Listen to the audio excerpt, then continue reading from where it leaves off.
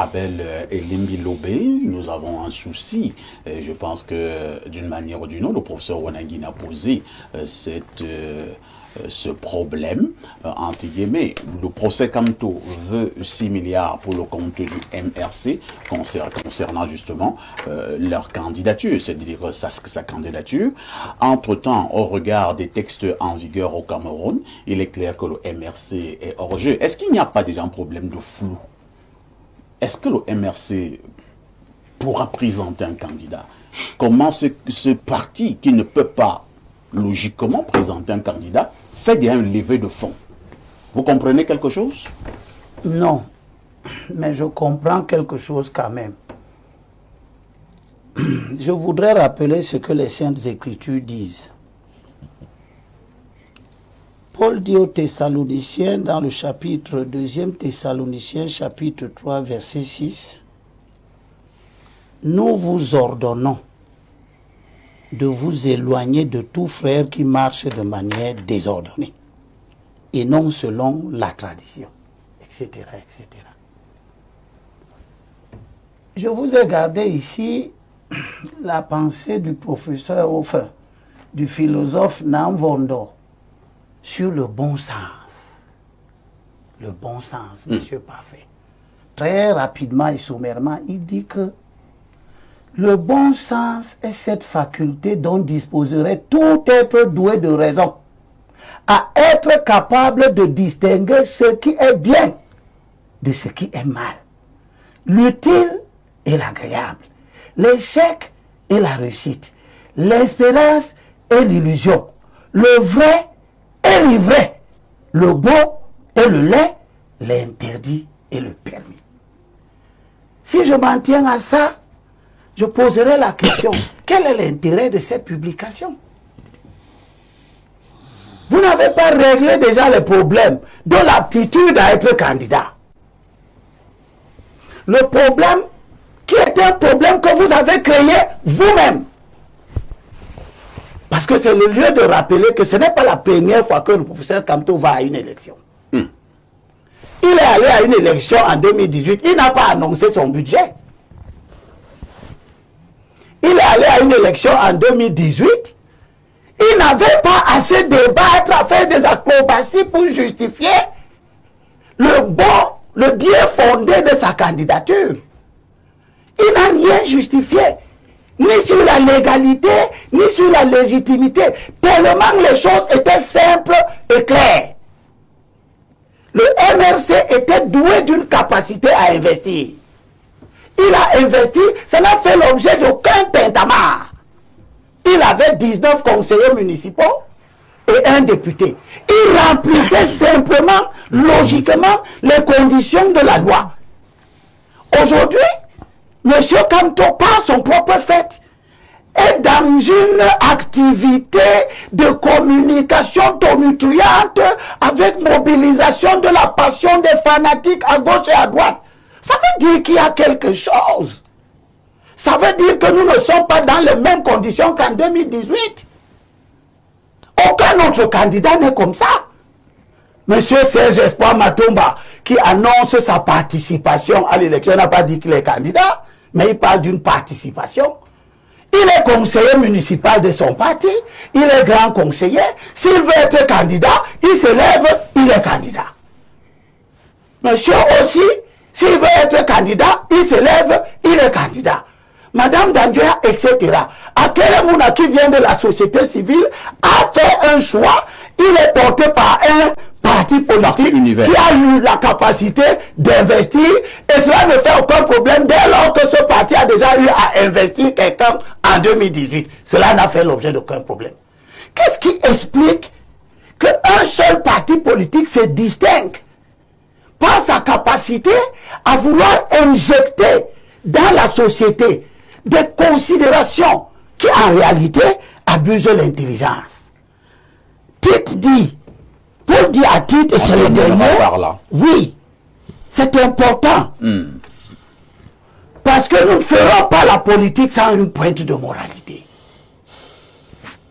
Et Paul dit à Tite, il y a beaucoup d'indisciplinés. L'indiscipline. des gens, des vins parleurs, des gens qui abusent l'intelligence. Quand vous commencez à faire des débats sur l'investiture, alors que vous avez déjà fait l'investiture, il n'y avait pas eu de débat.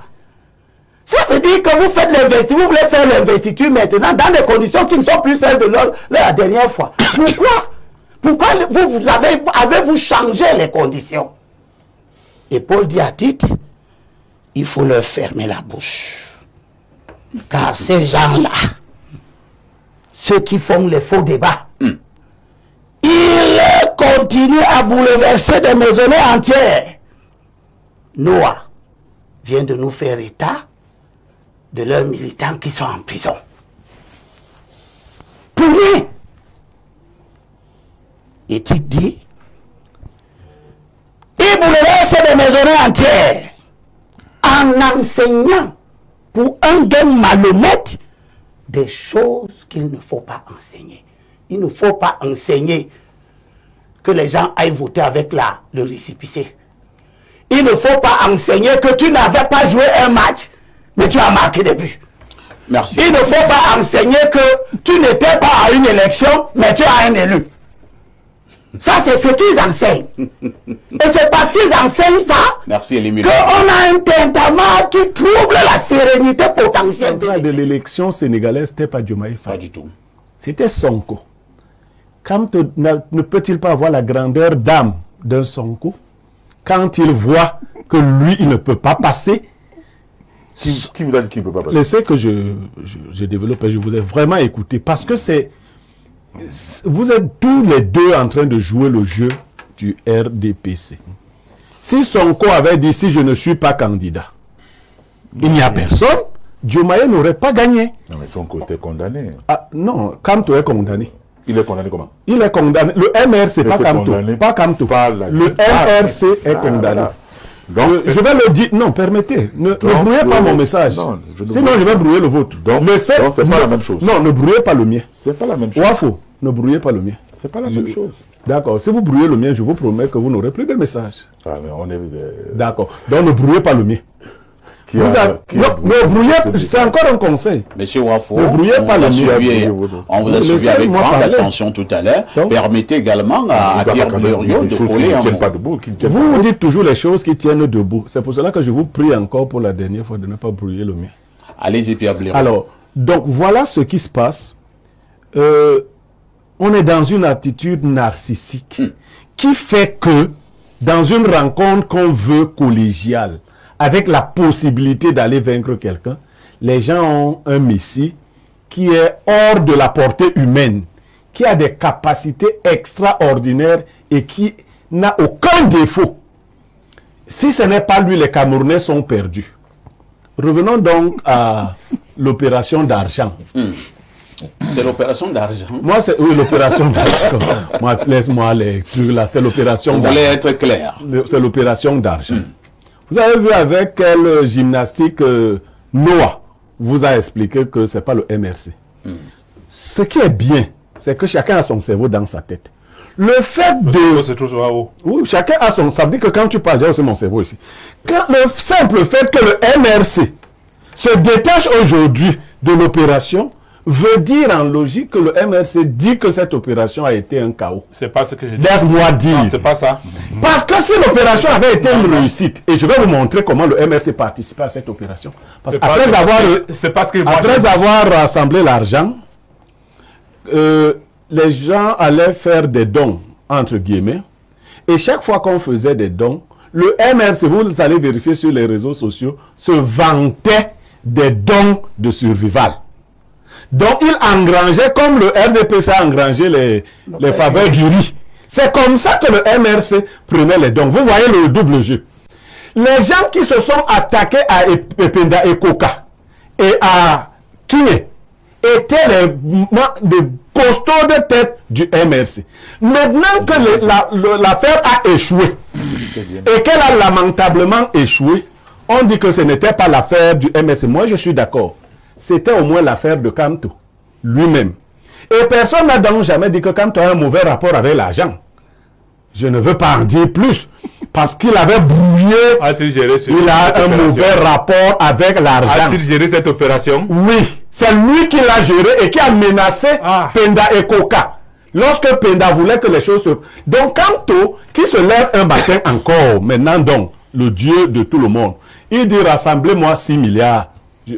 Les Wafo viennent de nous dire, il sera candidat, il sera candidat. Mais Wafo ne nous dit pas que si Kamto n'est pas candidat, qu'est-ce qu'on va faire de l'argent rassemblé? Les Wafo vont se retrouver avec Kamto en train de partager l'argent rassemblé. Mais on ne va plus faire une autre opération de rétrocession, de remboursement, que venez, vous qui avez donné l'argent, revenez chacun avec son numéro de... On ne va plus faire, laisse-moi. Monsieur Béyon, mais je vous dis, alors, quand Kamto sera candidat. Donc, est-ce que cette hypothèse-là? Donc, quand Kamto aura rassemblé l'argent, la technique ici, c'est qu'on va mettre sur la Tangandi le fait qu'on n'a pas su quoi faire de l'argent. C'est-à-dire que comme à Tangandi, parce que ce n'est pas comme si quand les gens du MRC ou Kamto te dit, Kamto avait dit qu'il va défendre sa victoire jusqu'au bout. Parole de Kamto. À Tangandi a dit que pour aller jusqu'au bout, il faut d'abord commencer. Qui a eu gain de cause? À Tangandi. Donc, ce tour aussi, à Tangandi risque d'avoir gain de cause. Et les 6 milliards qui devraient être logés dans un groupe commun, qui pourrait même donner 20-30 milliards de l'opposition, seront logés dans la poche de Kamto. Et les Wafo, qui nous auront donc rassurés de la candidature de Kamto, et les, comment on appelle, les Noirs, vont donc rentrer, Kamto va leur donner leur parti, et Kamto va prendre sa retraite politique, parce que Kamto aura, il est né en 54, il aura 71 ans. Donc, les 7 ans de Biya, Kamto aura 78 ans, lui va partir avec 20 ans de moins, il faut préciser 20 ans de moins que M. Biya. J'ai dit quand même que lui, moi je ne veux pas les gens de 80 ans au pouvoir, je l'ai déjà dit non. Donc quand sera à la porte de 80, donc il ne pourra plus. Il sera donc en retraite quelque part avec Julie, avec nos 6 milliards. Bon, il aura laissé 1 milliard au Cameroun. Bon, 5 milliards. Donc ce scénario qui est dessiné là n'est pas bon. Merci Pierre Blériot.